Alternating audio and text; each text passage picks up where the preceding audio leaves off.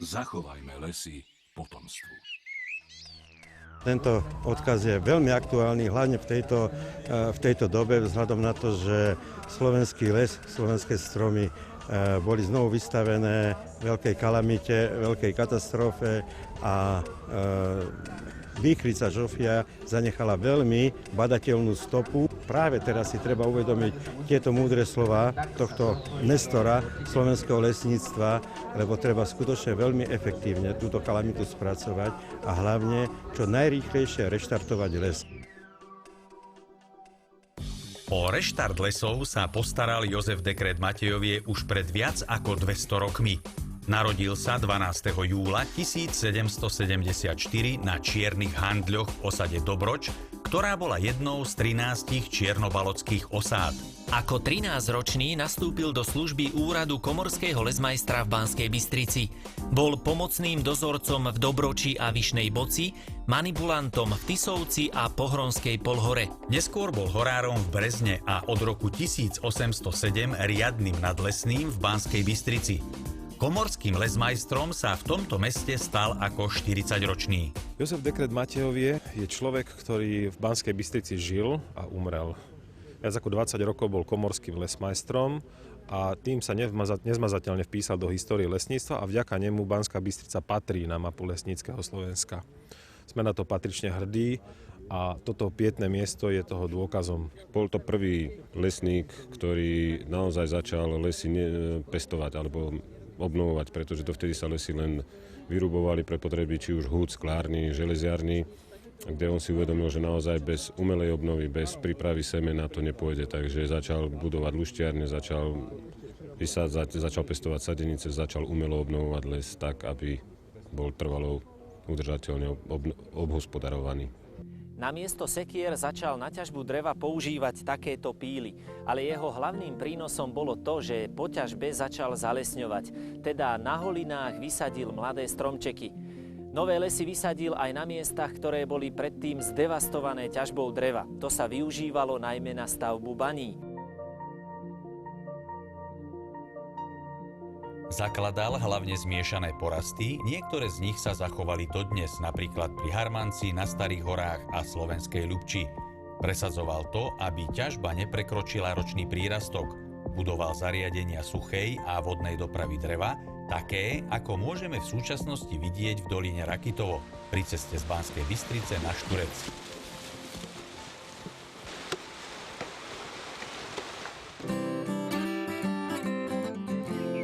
Zachovajme lesy potomstvu. Riadia sa slovenskí lesníci v podstate tými princípmi, na ktorých on staval? No myslím, že v každom prípade akože pokračujú v tom jeho odkaze, ktorý je aj známy v tej jeho vete zachovať lesy potomstvu, to je po prvé. A po druhé myslím, že aj v jeho živote, pokiaľ sa ho nezaujímame, nájdeme veľa takých ľudských momentov nasledovania hodných, hlavne jeho tvrdohlavosť, presadzovaní si tých svojich dobrých myšlienok napriek tým nepriaznivým okolnostiam, ktoré boli okolo a v ktorých žil. Funkciu komorského lesmajstra Dekret vykonával 23 rokov. Nie len, že riadil ľudí, ale aj písal odborné inštrukcie k ťažbe a pestovaniu lesa. Ovládal nemčinu a latinčinu, ale svoje inštrukcie písal po slovensky, aby boli zrozumiteľné lesníkom a robotníkom. Zavedenie umelej obnovy lesa sejbou a sadbou patrí medzi najväčšie dekrétové zásluhy, veď tým zachránil baníctvom spustošené lesy. Áno, veď v rokoch 1809 až 1837 umelo zalesnil takmer 4000 hektárov lesa a prirodzená obnova presiahla viac ako 6000 hektárov. Zachovajme lesy potomstvu. Je to odkaz trvale platný, pretože sa objavujú vždy a objavili nielen okrem devastačných vplyvov prírody na les, tie rôzne výchrice, ktoré nás postihujú z 2004 alebo aj tohotoročná Žofia nám narobila veľké škody, ale sú tu aj úmyselné zásahy rôznych skupín developerov, ktorí sa snažia alebo vidia v tom lese len drevo a nič viac nevidia tie ostatné mnohoraké prospešné funkcie toho lesa. Dekret racionalizoval výrobu dreveného uhlia a svoje skúsenosti spísal do rôznych inštrukcií pre lesmajstrov. Ako človek z ľudového prostredia dosiahol významné úspechy. Spolupracoval s odborníkmi, ako boli profesori Wilkens a Feistmant. Jozef Dekret Matejovie zomrel v roku 1841 a je pochovaný na rímsko-katolíckom cintoríne v Banskej Bystrici. Na jeho počesť nesú jeho meno mnohé ulice, základné školy i stredná lesnícka škola v Liptovskom Hrádku. Liptovský Hrádok je ovenčený zo severu Vysokými Tatrami a z juhu Nízkymi Tatrami a všade dookola, keď sa pozriete, je iba les. Čiže to je logické vyústenie toho, že práve tu by mali vyrastať tí odborníci, pretože tu v podstate je tá zelená hmota, ktorá sa na Slovensku v najväčšej miere využíva a aj nachádza. Jeden z pamätníkov na tohto slovenského velikána sa nachádza pri Dolnom Jelenci, vedľa cesty z Banskej Bystrice do Ružomberka. Pamätník bol slávnostne odhalený už v roku 1913. V súčasnosti je prvou zastávkou náučného chodníka Jozefa Dekreta Matejovie.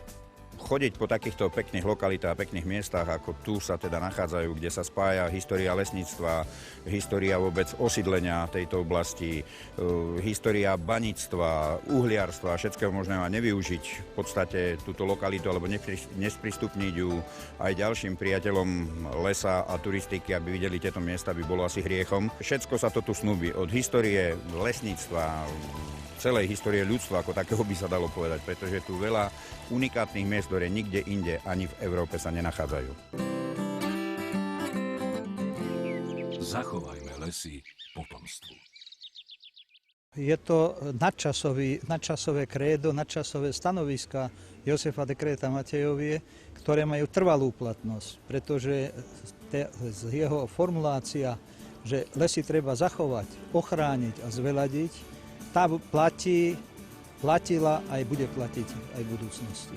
Jozefovi Dekrétovi Matejovie sa pripisuje aj zavedenie pestovania zemiakov dovezených do oblastí Čierneho Horona z Oravy, čím sa osadníkom sprístupnil druhý chlieb. Za všetky tieto dobrodenia sa mu dostalo pomenovania Svätý z Handľov.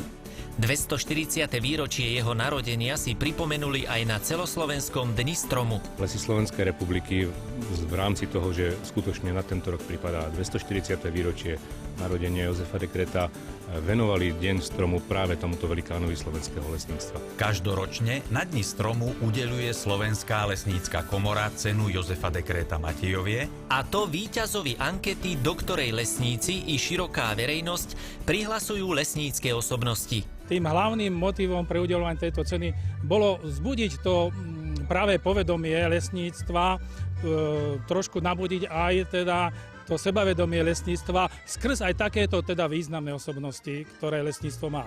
O Jozefovi Dekrétovi Matejovie písali mnohí autori.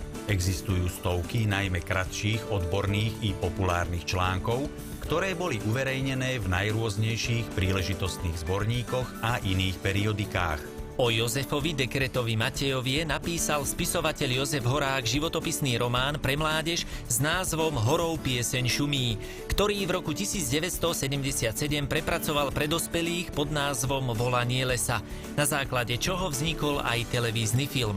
Pamätné miesta na Jozefa Dekreta Matejovie patria medzi významné lesnícke miesta Slovenska a pripomínajú, že lesy máme zachovať pre budúce generácie.